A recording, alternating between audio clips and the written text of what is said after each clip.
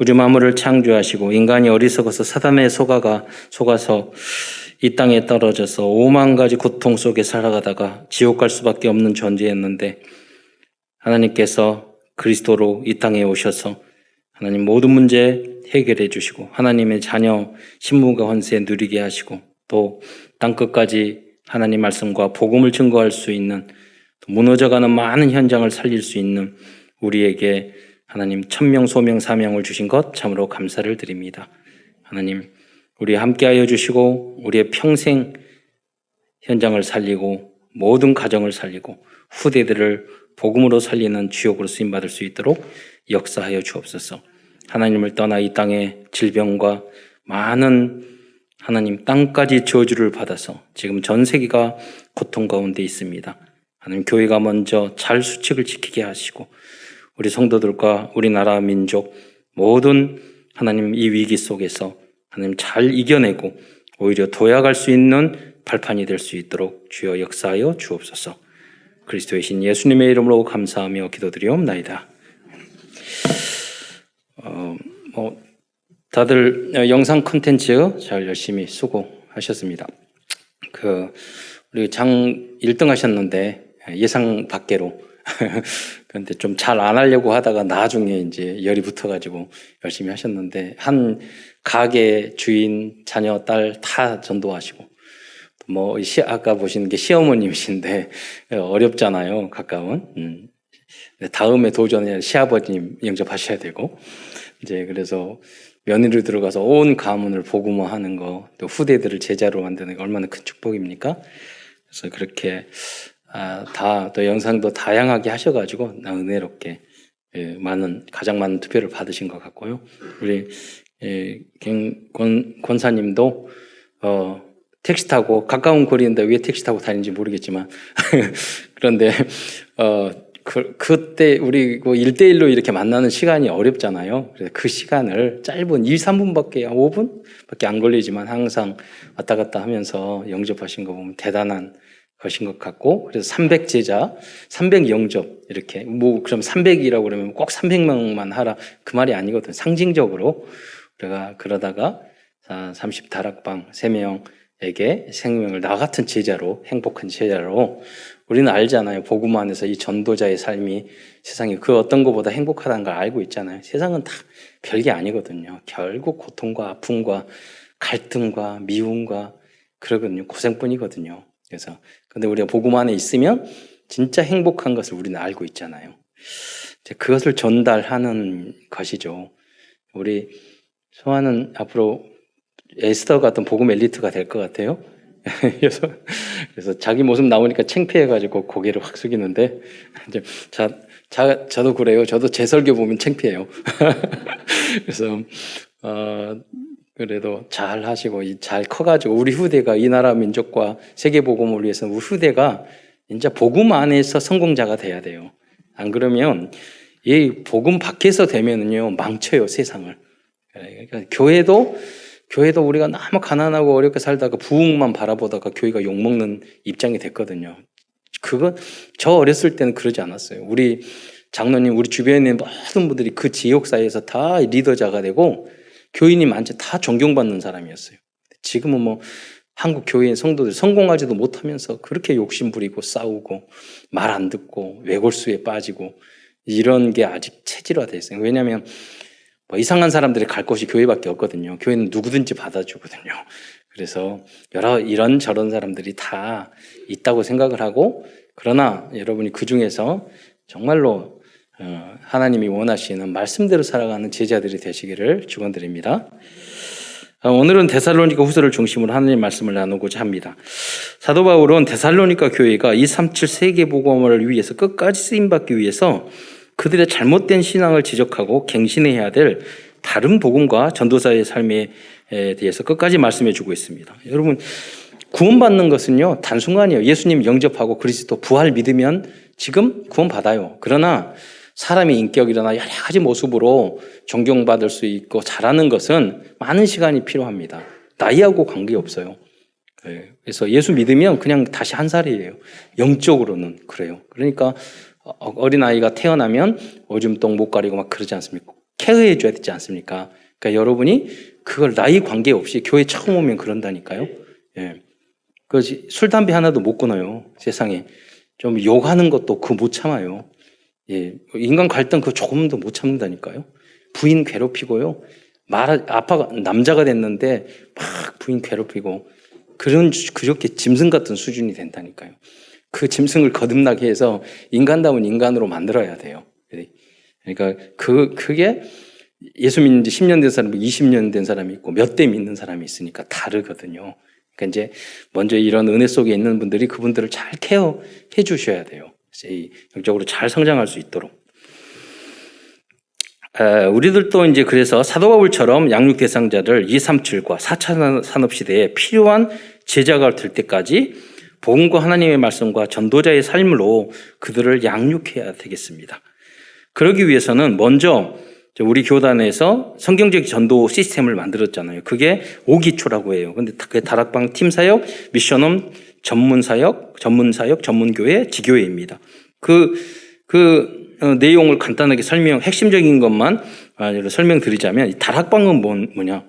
이제 마가 다락방이 성경에서 찾은 건데요. 우리가 생각하는 그거 다락방하고 마가 다락방하고 다른 거죠. 우리는 다락방 전도를 하는 거잖아요. 뭐냐면 다락방 전도는 현장에 가서 하나님의 계획을 찾아서 그 현장에 그 사람에게 맞는 그리스도와 복음으로 답을 주는 거예요. 그래서 치료해 주는 거예요. 영적으로 먼저 치료해요. 그러니까 치료라는 거, 영적인 치료라는 거 뭐냐면 창조주 하나님도 모르는데 영적으로 병든 거예요. 우상 섬기고 귀신 섬기고 그러면 영혼이 병든 거예요. 그것을 복음으로 하나님을 믿게 해야 돼요. 치료해 주고 예수가 그리스도, 사단, 그 성경에만 유일하게 나온다니까요. 우리를 망치고 가정을 망치고 형제를 망치고 사회를 망치고 이 흑암 세력을 꺾을 수 있는 건 그리스도밖에 없거든요. 그것을 계속해서 알아들 때가 알려주는 거예요. 예수가 그리스도다. 그게 다락방이죠. 그래서 다락방의 키는 이 복음, 그리스도를 정확하게 알 때까지 알려주는 거예요. 그래서 어느 순간 이게 맞네. 그 순간 공감하는 순간 그 사람이 그럼 내가 이것을 전해야 되겠네. 우리 오늘 했던 분들이 다 그런 분들이란 말이에요. 이 말이 맞네. 다른 게 필요한 것이 아니라 이 세상에, 이 사회에는 이 복음이 정말 필요하구나. 나도 이 복음을 바르게 전하는 전도자가 돼야 되겠다. 그렇게 마음 먹으면 이제 여러분은 그 자리에서 바로 지교회가 되는 거예요. 한 사람이 지교회. 성경에 보면 루디아도 그랬고 야손도 그랬고 복음 깨닫고 내가 전도자로 살아야 되겠다 순간에 내가 복음의 센터가 되는 거죠. 그게 지교회죠. 그래서 여러분이 다 이름 걸고 지교회를 하셔야 돼요. 영적 치료자. 병원에 보면 누구누구 외과, 누구누구 왜 이름과 다 붙여놨잖아요. 의사들은. 여러분은 영적 치료자로 나의 이름을 걸고 여러분 지교회를 하셔야 된다는 거예요. 두 번째는 팀 사역입니다. 팀 사역의 키는 영적인 상담을 말해주는 거예요. 그 개인, 가정, 종교, 영적인 상황, 어려움 다 다르거든요. 그래서 그것을 수용할 수 있도록 그 성격 다 다르거든요. 그래서 그분들에게 여러분 처음엔 잘 받아주고 문제를 위로해주고 그리고 복음으로 답을 주는 거. 그래서 이게 팀 사역입니다. 세 번째는 미션홈인데 미션홈 사역의 키는 다른 사람들과 함께 할 수 있도록 삶을 취해주는 거예요. 여러분 같이 영접하고 그냥 헤어지는 거와 같이 살아가는 건 다르거든요. 가정에서 오래 살려면은요, 영적인 문제 있는 사람이 같이 만나가지고 결혼해서 더 심한 아기 한 명을 낳는단 말이에요. 그럼 그 가정은 지옥이 되는 거예요. 아이고. 그러니까 그 가정을 치유할 수 있는 건 복음밖에 없어요. 앞으로 다 조금만 그러면 다 깨집니다. 완전 복음 되지 않으면 지키지 못합니다. 그래서 여러분이 너무 미션은 사명이 중요한 겁니다. 그래서 가정의 모든 사람을 제자로 만드는 게 가정 미션홈이라면 우리가 그런 제자들이 다 모여가지고 함께 전도 운동을 펴는 게 이제 제자들의 모임, 사명자 다락방이 또 미션홈이라고 우리가 표현도 하죠. 다음은 전문 사역의 키는 전문인들이 팀이 되어서 지속적으로 전도 운동을 할 수 있는 전도 시스템을 만드는 게 목표입니다. 지금 우리들이 바이오라든가 아니면 그래핀 서울대학교 교수님하고 우리 교단의 장로들이 다 모여서 그 분야의 4차 산업을 준비하고 그 팀들을 다 만들고 있어요. 그래서 그냥 과학만 하는 게 아니라 그 현장에 원래 우리 거였는데 잃어버린 그 모든 것을 가지고 우리나라뿐만 아니라 세계 복음하기 위해서 팀을 짜서 그 중직자들이 전문인 팀을 만들어서 계속 사역을 하고 있어요. 네, 후대들에게 인턴십하고 있고 앞으로 계속 확산될 거예요. 그러면 이제 우리 렘넌트들이 성장을 하면 그분들 전문인들을 바로 연결시켜주면 되는 거죠.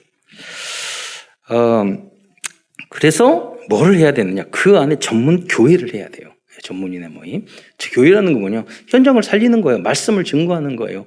사람을 살리는 거예요. 하나님의 나라를 확정하는 거예요. 그래서 전문인들이 모여서 그 분야를 살리는 거. 그게 전문교회죠. 5번째, 지교회 사역의 키는 지속적으로 전동을 할 수 있는 제자로 키우는 거예요. 그래서 지교회를 하는데 가장 중요한 게 뭐냐면 강단 메시지를 붙잡고 제자가 되는 거예요. 자기 마음대로 교회하면서 보고도 안 하고 말도 안 하고 그러면 그거는 지교회 만드는 거지. 그잖아요. 자기 교회. 완전 그 원리스에는 다 끼는 거예요. 그것은 질서를. 그러니까 오늘 여기 본문에 보면 그러잖아요. 우리가 받은 전통대로 무질서하게 행하지 아니하며. 여러분, 제가 노예에서 서기하기 전에는 잘 몰랐는데 왜 법적으로 뭐 저러지 그랬더니 다 이유가 있고 질서가 꼭 필요해요. 그 모든 순서가. 그러니까 교회 안에도 마찬가지예요. 전체를 살리기 위해서 함께 가기 때문에. 그래서 우리가 방역도 수칙을 지키는 것도 그거예요. 예. 그래야지만이 전체가 함께 갈 수 있는 사회를 만들 수 있기 때문에. 교회 안에서도 마찬가지예요. 여러분, 어떤 분은 직장에서 그런 생활을, 그렇게 행동하면 바로 잘릴 행동을 교회 안에서는 해요. 예를 들어서 교회 안에서라고 목사님이나 위에, 그게 젊은 교육자든 누구에게든 보고 안 하고 내 마음대로 막 하고. 여러분, 직장에서 몇 번 그렇게 해보세요. 바로 자르죠. 그러잖아요. 그러니까 교회 안에서 그래야지 여러분을 지킬 수 있는 거예요. 신앙도 지킬 수 있고, 모든 거 함께 갈 수 있는 거죠. 그런 자세가, 그 순종의 자세가 이유 있는 순종과 복종이 그래서 중요한 겁니다. 그래야지 함께 큰 응답을 받을 수 있는 거죠.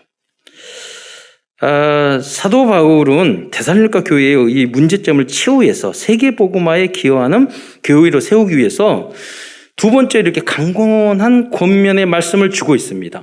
첫 번째 말을 안 듣으니까 두 번째 그러잖아요. 우리 목사님들도 교회에도 고집 세요. 말 안 들어요. 그러면 방역수칙 지키십시오. 그러면은 했다가 뭐 이상한 가짜 정보 들어가지고 막 외교수에 빠지고 막 그래요. 말을 안 들어.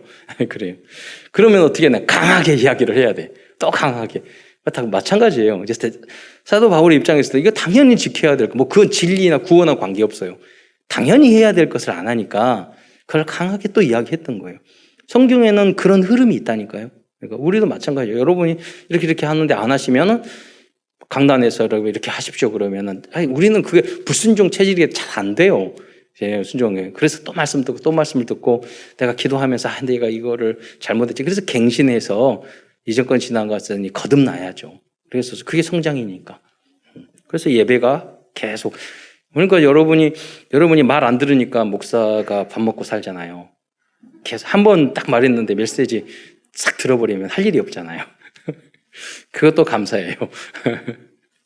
인간이니까 당연해요. 예. 그러나 그걸 포기하는 것과 이거는 다른 거죠. 우리가 안 되는 거하고 계속 방향을 놓고 우리가 도전을 해야 되는 겁니다. 큰 첫 번째에서는 데살로니가 성도들의 문제점과 사도 바울이 권한 그리스도인의 당연한 전도자의 삶입니다. 첫째는 데살로니가 교회의 문제점들입니다. 데살로니가 교회는 칭찬도 참 많이 받았어요. 짧은 시간에 엄청 성장하고 믿음으로 섰잖아요. 근데 몇 가지 문제가 있었어요. 그 첫 번째는 주님의 재림에 대한 잘못된 신앙을 가지고 있는 사람들이 있었다는 거예요. 두 번째 잘못은 주님의 재림을 빌미로 해서 직장 생활도 안 하고 일도 전혀 안 하는 성도들이 나타나기 시작했어요. 신천지나 그런 데는 학교 안 다니고 전도만 하고 다 이단들이 다 그렇거든요. 자기네 집단의 이익을 위해서. 그러니까 여러분 이상하다 그러면 이상한 거예요. 그러니까 이상하다면 이상한 거예요. 교회는요 가장 정상적인 거예요. 우리가 이 땅에 태어나서 하나님을 믿는다? 인간은 죄이니까 구원받아야 한다. 가장 정상적인 거예요. 내가 하나님 만드신 우주 만물 이 살면서 절대자를 믿지 않는다? 그게 비정상적이고 정신병자예요. 이상한 사람이에요. 허블 망원경이라고 만들었는데 그게 우주에서 찍으니까 훨씬 잘 보이잖아요. 그런데 한 과학자가 빈 공간에 바늘 같은 아무것도 없는 빈 공간 계속 사진을 노출해서 찍은 거예요. 계속 찍은 거예요. 그 위에 아니 눈에 보이는 별 그 뒤에 뭐가 있다고 왜 거기를 찍어? 계속 찍었더니요. 은하계가 몇만 개의 은하가 나왔어요. 그 보이지도 않는 점을 아무것도 빈 공간에. 여러분 은하 하나에요. 별이 몇 개나 1000만 개의 별이 있어요. 1000만 개의 별이 있는 그게 몇 천만 개가 나온 거예요. 인간이 뭘 알아요? 그렇잖아요. 미물이고 모든 분야 마찬가지예요. 예. 그러니까 소크라테스도 너 자신을 알아. 여러분이 아는 게 뭐가 있어요?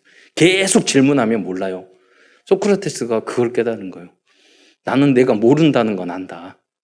그래서 우리 순수 이성 비판, 칸트도 순수 이성 비판, 판단력 비판, 그게 뭐냐면 이성의 한계가 있다는 거예요.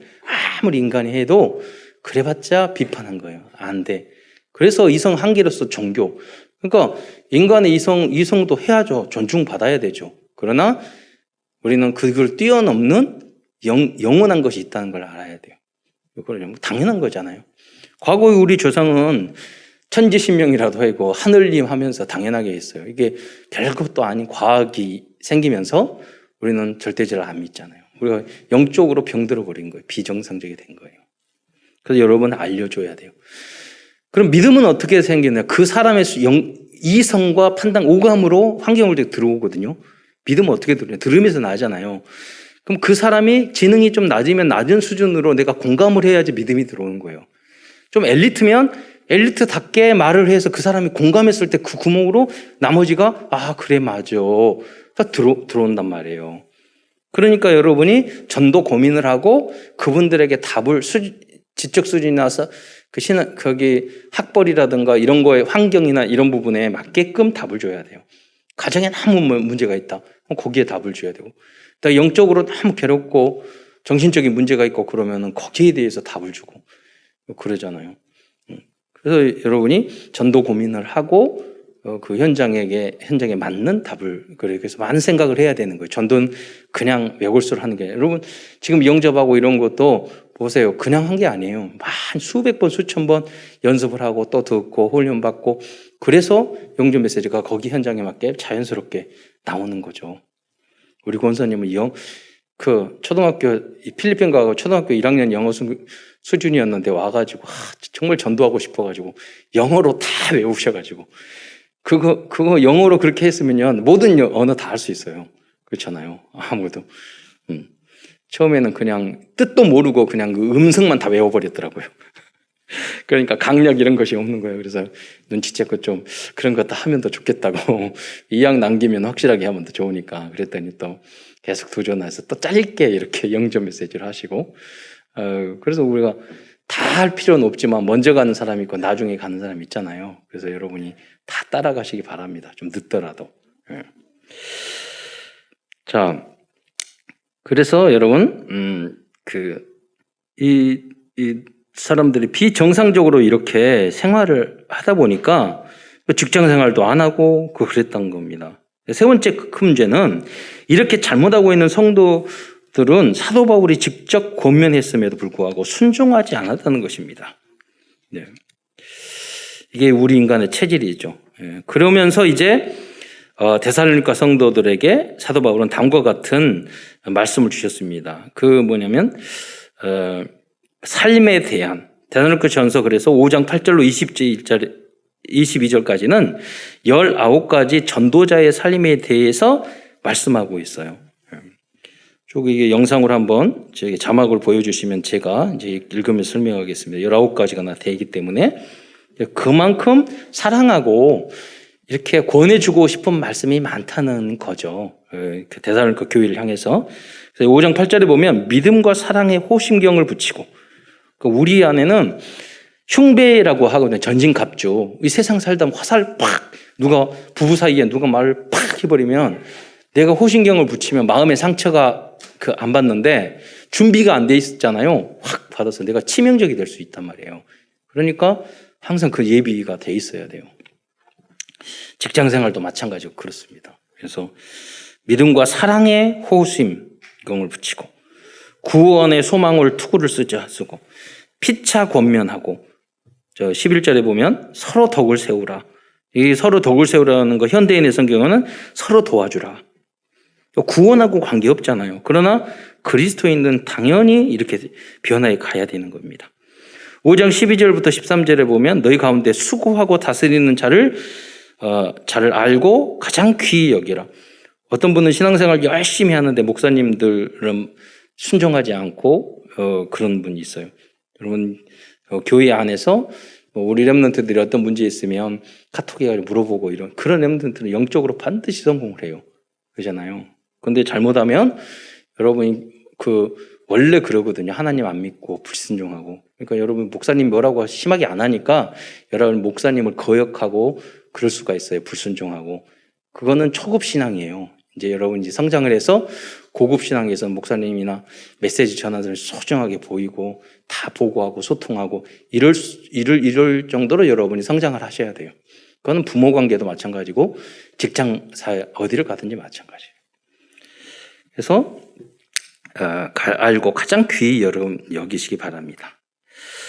또 사랑 안에서 가장 귀히 여기며 너희끼리 화목하라. 성도들 간에도 그렇게 해야 돼요. 당연히 목사님한테는 안 해도 되고 그리고 여러분 여기 그렇게 은혜 받으면 당연히 그렇게 그런 마음이 우러나게 돼 있죠. 5장 14절에 보면 14절에는 게으른 자를 권면하고 마음이 약한 자를 격려하고 힘이 없는 자를 붙들어주며 모든 사람에 대하여 오래 참으라. 악으로 악을 갚지 말게 하고 항상 선을 따르라. 네. 제가 식당에서 식사하고 있는데요. 차를 이렇게 탁 빼려고 했는데 어떤 술 취하신 분이 앞에서 딱 저를 깨다보면서 앞에 누운 거예요. 그래가지고 좀 비키세요. 그래서 제가 더 친절하게 왜 그러시냐고 했으면 좋겠는데 앞을 탁 막아서 누우니까 화가 나가지고 저도 빨리 비켜요. 그랬는데 더 열나가지고 술 마셔가지고 그래가지고 그래서 창문 상자 내리고 앞에 서 있으니까 잠깐 이쪽으로 와보세요. 그래 옆으로 오니까 얼른 도망가 버렸지. 근데 뭐 싸울 수도 있어요. 그런 술 먹고. 그런데 여러분 성경에 잠언에 보면 그게 있잖아요. 여러분 잠언에 잠언에 보면 우리가 어리석은 사람에게 이렇게 말을 도전하는 것은 곰을 건드릴보다 새끼는 곰을 건드릴보다 더 그런 거거든요. 그리고 뭐라면 이 중독자에 대해서 잠언에 조금 나오는데 내가 때려도 아프지 않다. 내가 다시 깨면 또 먹으리라. 이게 알코올 중독자의 특성이거든요. 제가 이제 그런 부분을 마약 퇴치 운동본부에서 제가 상담 계속 했기 때문에 그분들을 보면 그래요. 내가 일어나서 오늘 누구랑 가서 시비 걸까 싸울까 이 생각이 드는데 하나님을 떠나서 오래 하면 싸워야지 혈액순환이 돼요. 그게 관심이야. 관심 받고 싶은 거예요. 그렇잖아요. 그 정도까지 우리가 망쳐지는 게 인간이란 말이에요. 그래서 우리가 악으로 악을 갚지 말아야 돼요. 그 영적 여유가 없으면 맞잖아요. 잘못했잖아요. 그런데 욕하고 싸우고 그러면 욱박지르고 그러면은 나한테 더 안 좋거든요. 서로 간에. 그래서 이제 우리가 항상 준비되어 있지 않으면 영적 상태가 어느 순간에 치고 들어올지 몰라. 우리에게. 그러면서 항상 성언을 따르라. 그러면서 항상 기뻐하라. 쉬지 말고 기도하라.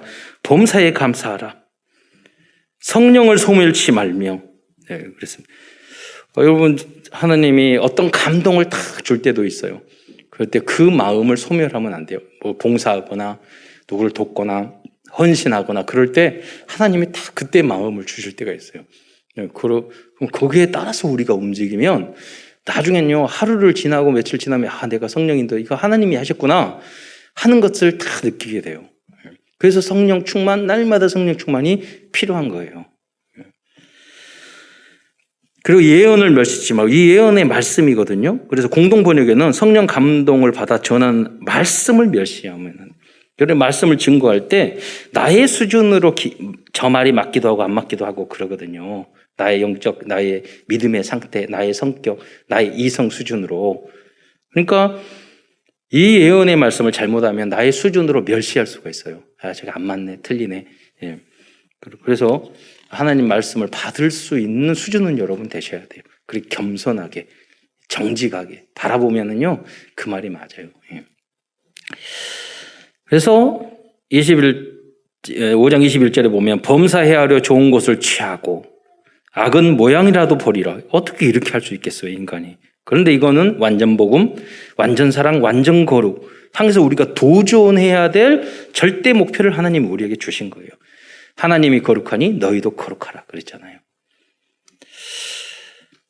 다음은 주님의 재림과 우리의 후유고에 대해서 조급하거나 미혹되지 말라고 사도 바울은 데살로니가 교회의 성도들에게 권하고 있습니다. 그래서 데살로니가서 2장 1절로 3절 말씀을 한번 영상으로만 보면은 여러분 집중이 안 되니까 같이 한번 한 목소리로 우리 읽어보도록 하겠습니다. 시작. 형제들아, 우리가 너희에게 구하는 것은 우리 주 예수 그리스도의 강림하심과 우리가 그 앞에 모임에 관하여 영으로나 또는 말로나 또는 우리에게서 받았다 하는 편지로나 주의 날이 이르렀다고 해서 쉽게 마음이 흔들리거나 두려워하거나 하지 말아야 한다는 것이라. 누가 어떻게 하여도 너희가 미혹되지 말라. 먼저 배교하는 일이 있고 저 불법의 사람 곧 멸망의 아들이 나타나기 전에는 그 날이 이르지 아니하리니. 네. 데살로니가 성도들뿐만 아니라 현대의 그리스도인들도 주님의 대림에 대한 성경적인 바른 신학을 가지고 있어야 합니다. 주님의 재림에 대해서 관심이 없는 것도 깨어있는 자세가 아니고요. 임박한 종말론 사상을 가지고 있는 것도 틀린 자세입니다. 사도행전 1장에서 부활 후 40일 만에 주님이 승천하실 때 옆에 있는 사람이 말씀하셨죠. 재림 때에 대해서는 너희가 알 바가 아니라 주님의 나를 회복할 때가 천국으로 예수님이 구름 타고 올라가실 때 언제입니까? 제자들이 물어보잖아요. 그러니까 옆에 있는 사람들이 그거는 너희가 알 바가 아니다. 그랬잖아요. 그래서 1장 17절에 사도행전 1장 17절에 보면 이르시되 때와 시기는 하나님께서 자기의 권한에 두셨으니 너희가 알 바 아니요. 그러면서 우리는 주님이 오시는 순간까지 나의 업에 충실하면 됩니다. 그 말씀을 예수님이 이미 해주셨어요. 마태복음 20장 40절로 41절을 한번 다시 한번 같이 읽겠습니다. 20장 40절 시작. 그때에 두 사람이 밭에 있음에 한 사람은 데려가고 한 사람은 버려둠을 당할 것이요. 두 여자가 맷돌질을 하고 있음에 한 사람은 데려가고 한 사람은 버려둠을 당할 것이니라. 그래서 내일 주님이 오시더라도 오늘 여러분이 이 삶을 정상적으로 살아가는 게 성경적인 그런 흐름입니다.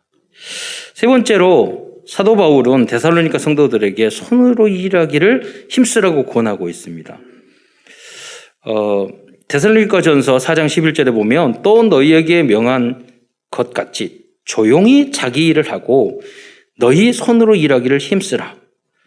데살로니가서 전체를 통해서 그런데 전서를 통해서도 고민하였음에도 불구하고 그런데 불순종과 순종하지 않는 사람이 또 있었어요.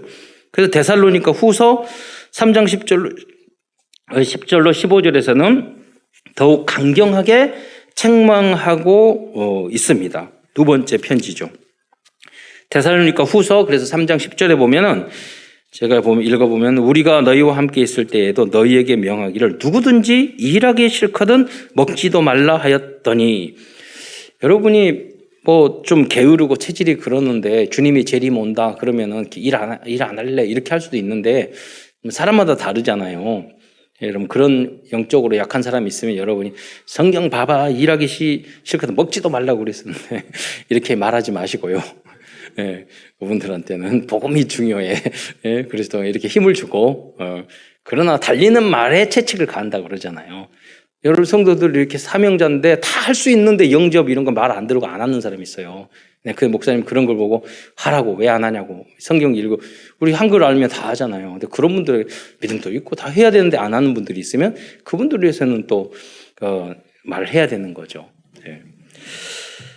또 3장 11절에 우리가 들은즉 너희 가운데 게으르게 행하여 도무지 일하지 아니하고 일을 만들기만 하는 자들이 있다 하니 이런 자들에게 우리가 명하고 주 예수 그리스도 안에서 권하기를 조용히 일하여 자기 양식을 먹으라 하노라.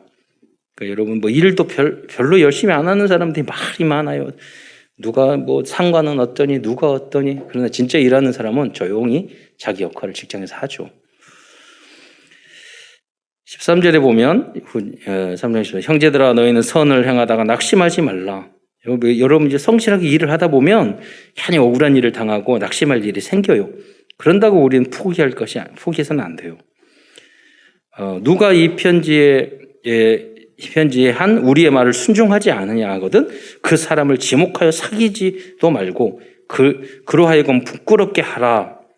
이건 강조하는 거죠. 그만큼 조심하라 이거죠. 그러나 원수같이 생각하지 말고 형제같이 권하라.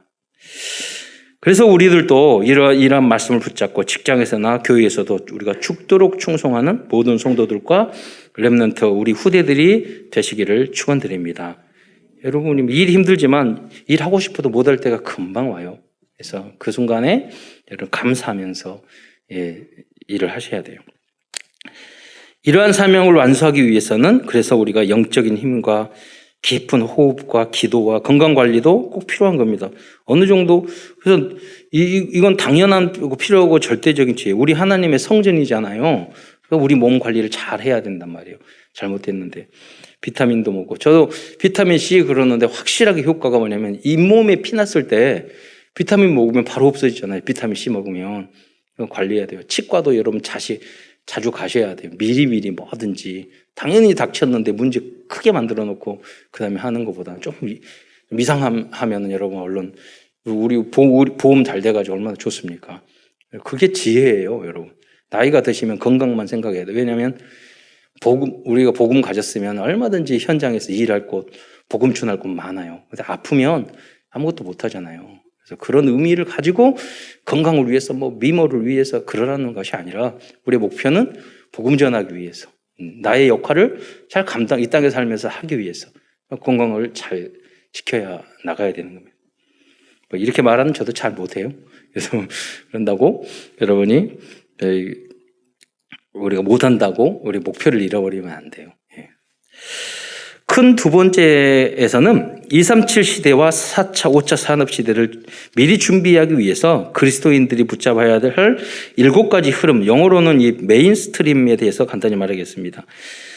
이 내용은 그리스도인들이 성공적인 신앙생활을 하기 위해서 꼭 알아야 할 언약적인 7가지 메인스트림인데 이건 우리가 20년, 30년 동안 우리 교단에서 훈련했던 그것을 간략하게 7의 흐름으로 설명하는 거예요. 이거 여러분 10년 훈련 받아도 잘 몰라요. 그렇지만 이제 흐름은 좀 큰 거시적인 것은 알고 있어야 되죠. 그 중에 첫 번째 흐름은 뭐냐면 성삼위 하나님과 나의 힘과 권세를 이해하는 것입니다. 성삼위 하나님을 나의 주님으로 영접할 때 하나님의 자녀의 신분과 권세는 주어질 것입니다. 이것을 사실적으로 누리며 살 때 성공적인 언약의 여정을 걸어갈 수 있습니다. 그렇잖아요. 하나님이 여러분도 그러겠지만 그렇게 하나님의 자녀였을 때 다 응답을 주시는 것 같아요. 미리 예비되고. 여러분 이걸 체험해야 돼요. 이걸 체험하지 않으면 여러분 이미 응답을 주셨을 거예요. 그럼 모르면 신앙생활에 재미가 없어요. 재미가 없는 걸 계속 할 수는 없잖아요. 확신이 없는데. 그래서 하나님에게 여러분 그 응답이 반드시 여러분이 주어졌어요. 여러분 못 보든지 아니면 여러분이 못 받든지 했단 말이에요. 그럼 다시 한번 내 인생의 주인을 내가 붙잡고 있어서 그래요. 내가 하나님은 내 인생을 주께 다 맡기고 염려, 근심 다 맡기고 내가 정말로 하나님 고백하세요. 내 인생은 주님의 것이고 나 하나님의 자녀니까 내 인생을 인도해 주세요. 절대로 여러분 응답이 와요. 그걸 여러분 못하기 때문에 어렵지도 않는데 굉장히 어려운 거예요 이게. 한번 해보세요. 그러면 하나님이 날마다 함께 하셔요. 그게 임마누엘이에요. 두 번째 하나님의 자녀의 10가지 성공의 비밀입니다. 그 모델적인 인물이 요셉과 다윗이죠. 첫 번째 독립 또 자립입니다. 성경의 렘넌트 읽으면 아무도 도와주지 않아도 오직 하나님이 함께하는 씨는 믿음으로 자립하였습니다. 그러자 세상적으로도 성공하였습니다. 사람을 의지하시지 마시기 바랍니다. 여러분 불행해져요. 하나님만 의지하시기 바랍니다. 사람을 여러분 도와주는 거예요. 두 번째 영적 사실입니다. 요셉은 형들에게 노예로 팔렸을 때 또 보디바르 아내가 누명을 씌웠을 때 씌워서 감옥에 갇혔을 때 사실과 진실을 넘어서 영적 사실을 보았습니다. 세 번째, 역발상입니다. 하나님의 자녀들은 문제와 사건 앞에서 반대편을 볼 수 있는 영적 여유와 지혜가 있어야 합니다. 네 번째, 시너지입니다. 복음 가진 요셉을 통해서 전 세계가 다 살아나는 시너지가 이루어졌습니다. 요셉은 위기를 맞은 어려움을 당했는데, 다섯 번째, 위기입니다. 전도자와 하나님의 자녀들은 위기를 최고의 기회로 만들 수 있도록 집중하여 하나님의 절대 계획을 볼 수 있어야 됩니다. 이걸 봐야지 위기를 넘어가죠. 여섯 번째, 무경쟁입니다. 다윗은 사울과 싸우지 않고 승리하였습니다. 일곱 번째, 재창조입니다. 솔로몬은 성막이라는 영적 시스템을 성전이라는 어마어마한 최고의 예술 작품으로 재창조하였습니다. 여덟 번째, 서밋입니다. 하나님은 결국에는 서밋의 자리에 여러분과 후대를 세우실 것입니다. 영적 서밋은 지금 당장이라도 될 수 있습니다. 죽게 내 인생 다 맡기면 돼요. 아홉 번째, 사막입니다. 하나님의 자녀들은 사막, 황무지 같은 절대 불가능한 노바디의 현장을 절대 가능한 에브리바디의 현장으로 바꿀 수 있어야 됩니다. 다 살리는 거죠. 열 번째, 절대 계획입니다. 다윗과 같은 렘넌트들의 성공의 비결은 무엇이든지 어떤 문제든지 하나님의 절대 계획이 무엇인지 질문했던 것입니다. 성공의 비결이 질문하는 거예요. 그 질문과 답이 기록된 내용이 바로 시편입니다. 다윗의 그 질문과 답이. 다음은 세 번째 흐름은 신앙과 발판 10가지입니다. 첫째는 하나님의 절대 주권, 하나님은 전지전능하십니다. 두 번째, 하나님의 방법은 예수 그리스도입니다. 세 번째, 하나님의 역사는 오직 성령을 통해서 하십니다. 네 번째, 하나님의 보증은 무엇이냐? 성경 말씀에 모든 증거가 있습니다. 다섯 번째, 우리가 하나님의 성전입니다. 성도가 하나님의 성전입니다. 하나님의 계획은 여러분이 있는 그 현장 안에서 빛을 발하고 그 현장이 선교지라는 것입니다. 내가 처한 그곳이 현장입니다. 선교지입니다. 일곱 번째, 하나님은 생사화학을 통치하시는 그런 주관자이십니다. 하나님의 통치입니다. 여덟 번째, 하나님의 섭리입니다. 우리는 태어나서 죽을 때까지 시한부 인생이에요. 그걸 알으면. 그리고 우리가 죽은 후에는 아홉 번째로 하나님께 심판하시고 천국과 지옥이 반드시 있습니다. 그리고 우리가 전도자의 삶을 열 번째로 살면 하나님은 여러분에게 어마어마한 상급을 주기를 원하시고 계십니다. 네 번째 언약적 흐름은 항상 잊지 말아야 될 5가지 확신입니다. 그건 첫 번째는 구원의 확신, 인도의 확신, 승리의 확신, 기도응답의 확신, 사죄의 확신, 이 5가지입니다. 다섯 번째 언약의 흐름은 9가지 배려입니다. 이것은 세상에서 성공적인 삶을 살 수 있는 당연 필요한 절대적인 그런 지혜입니다. 첫 번째 3가지 세트는 높이, 깊이, 넓이입니다. 이건 참된 지식이죠. 제가 그제 한국이 이제 LNG 큰 배들을 너무너무 잘 만들어가지고 수출을 많이 하잖아요. 그래서 그 영상 만드는 과정을 자꾸 봤더니 그 과정이나 수리하는 과정이 어마어마한 것인 거예요. 그런데 이제 정주영 씨가 했던 이야기를 이렇게 들어봤더니 유명하잖아요. 배도 없이 같이 융자 받아가지고 배 만들면서 조선소 만들었던 거. 근데 한 전무가 현대중공업에 전무가 그 말을 하더라고. 어느 날 오더니 앞으로는 배를 많이 만들어야 되니까 도크를 다 만들라고. 아니 지금 이거 하나 가지고 지금 수주도 하기도 어려운데 왜 배 만드는 그걸 도크라고 하더라고요. 그걸 막 여러 가지를 만들라고 그랬대요. 근데 지금은 이게 물동량이 많아져가지고 배 만들 그 도크가 없어서 배를 못 만들어요. 이거 무슨 말이냐면 높이, 깊이, 넓이 이 배를 만들려면 많은 그 지식이 있어야 되는 거예요. 그래야지만이 세계를 볼 수 있는 그 물류라는 것을 볼 수 있는 넓은 지식이 있어야 되고 후대들은 그래서 우리는 공부를 하는 거고 전문을 하는 거예요. 그래서 하나님을 아는 것이 지식의 근본이라는 건 뭐냐면 하나님 안에 있으면 모든 분야의 최고의 지식을 가져야 된다는 것도 있어요. 거기에 목표를 두어야 돼요.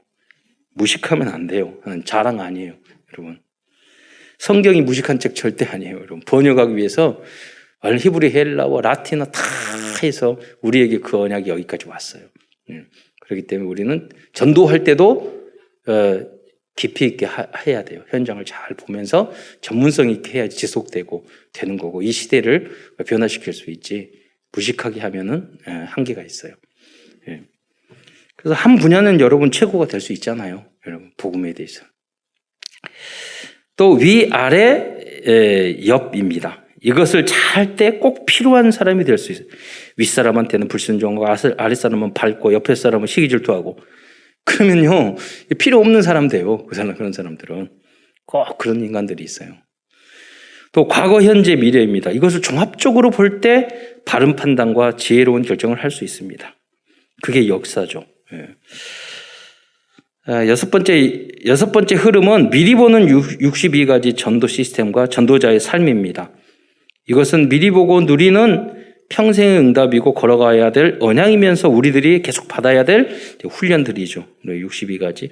이런 내용들에 대해서 다 전체 카톡방에 정리된 표들을 다 올려드리도록 하겠습니다. 그거 보고 여러분이 붙잡고 기도하다가 응답받으시기 바랍니다.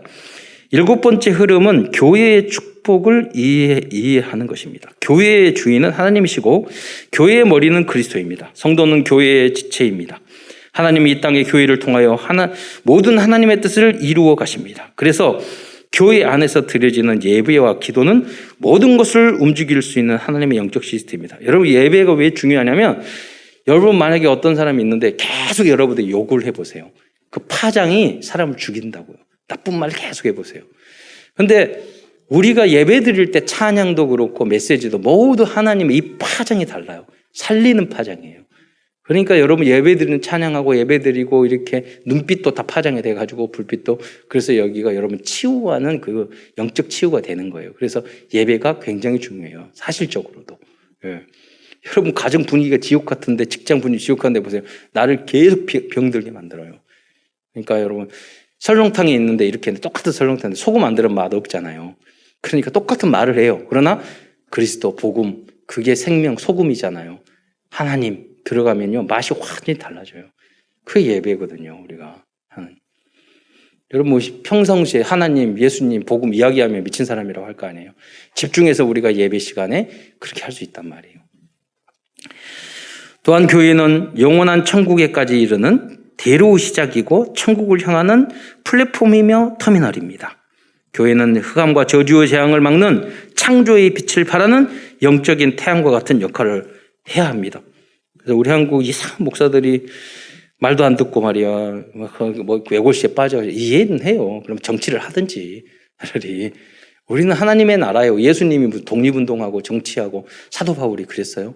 로마의 속국이었는데 아니에요. 우리는 하나님의 나라를 이루는 거예요. 그리고 오히려 그 악한 왕과 그런 지도자들이 혹시라도 있을지라도 오히려 성경에 보면요. 그들을 다 살렸어요. 그렇죠.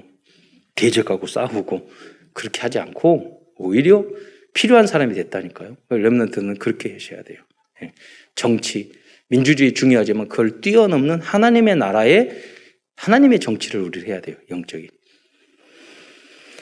그래서 참된 복음을 선포하는 교회가 있는 그래서 지역과 나라는 재앙과 저주는 사라지고 하나님의 나라가 이루어집니다. 그러므로 237 나라에 바른 복음을 전하는 교회를 세우는 것이 가장 중요한 것입니다. 결론입니다. 오늘도 데살로니가 후서와 성도 7가지 언약적 흐름을 생각하면서 우리들에게 주시는 이 언약 CVDIP 영어로 말하면 커버넌트, 비전, 드림, 이미지, 프랙티스 이렇게 했는데요. 그 첫째가 언약입니다. 데살로니가 후서를 통해서 붙잡을 언약은 예수를 그리스도로 믿기만 하면 주님이 재림일 때 휴거에 참여하고 영원한 하나님의 나라에 들어가게 된다는 그 약속이 성경에 있다는 것입니다. 그러나 그 때와 시간은 하나님께 달려 있습니다. 그러므로 우리는 지금 나에게 주어진 일을 성실하게 감당하면서 살아가면 되는 것입니다. 그러면서 일만 하지 말고 내가 빛이 되면 복음 전하게 돼 있어요. 여러분 빛이. 저도 친구들하고 전도할 때 도와주고 같이 친해지고 떡볶이 사주고 오뎅 사주고 다 교회 다음에 가자 그러면 다 왔어요. 그러잖아요. 꼭 말로만 해서 전도되는 게 아니에요. 빛이요 향기요 여러분 편지가 되시기를 축원드립니다. 비전입니다. 우리의 비전은 237 모든 성도들이 잘못된 신학에 빠지지 않고 바른 복음과 신학과 복음적인 삶을 살도록 가르쳐 주는 것입니다. 꿈입니다. 미래는 주께 맡기고 오늘 나에게 주어진 현장과 일과 공부를 위해서 24시간 집중한다면 하나님은 우리들의 꿈을 이루어 주실 것입니다. 이미지입니다. 문제에 어려움이 있다면 하나님이 주신 응답이 확실히 보일 때까지 집중하여 그 문제를 꽉 잡고 기도하면서 나 혼자 고집하지 말고 부모님에게, 같은 동료에게, 같은 팀에게 의논하시기 바랍니다. 그래서 의논이 없으면 잘못되면 경영이 피한다고 그랬잖아요. 지혜를 모으는 거죠. 사도 바울은 데살로니가 교회 문제를 보고 그 문제가 해결될 때까지 집중하여 기도하며 또 메시지를 주었습니다. 우리도 그렇게 해야 합니다. 실천입니다. 이번 한 주간은 나의 잘못된 신앙관을 찾아보시기 바랍니다. 깨닫기만 해도, 인정만 해도 여러분은 거듭나게 될 것입니다. 그러면서 임박한 종말론이나 율법주의, 신비주의, 이단에 빠져있는 사람들에게 바른 복음의 말씀과 바른 삶에 대하여 답을 주시기 바랍니다. 그리스도의 바른 복음과 7가지 언약적 메인스트림을 통해서 237 치유, 서밋의 응답을 누리는 모든 성도들과 후대들이 되시기를 축원드리겠습니다. 기도하겠습니다. 사랑해 주님, 참으로 감사합니다. 연약한 저희를 불러주시사 세계복음화의 주역으로 삼아주시고, 하나님 도저히 빠져나올 수 없는 그 세상의 많은 문제 속에 5만 가지 문제 속에서 불신자의 6가지 상태와 12가지 문제 속에서 살 수밖에 없었는데, 하나님 우리 주님의 몸된 참된 복음만 전하는 교회로 보내주셔서 하나님 우리를 변화시켜 주신 것 참으로 감사를 드립니다. 이 은혜를 받았으니 우리가 복음의 빚진 자로서 우리가 이 복음을 알지 못하는 많은 분들에게 영접의 메시지로부터 성경 전체에 흐르는 이 언약을, 교훈을, 전도자의 삶을 전달할 수 있는 모든 성도들 될 수 있도록 축복하여 주옵소서. 그리스도의 신 예수님의 이름으로 감사하며 기도드리옵나이다.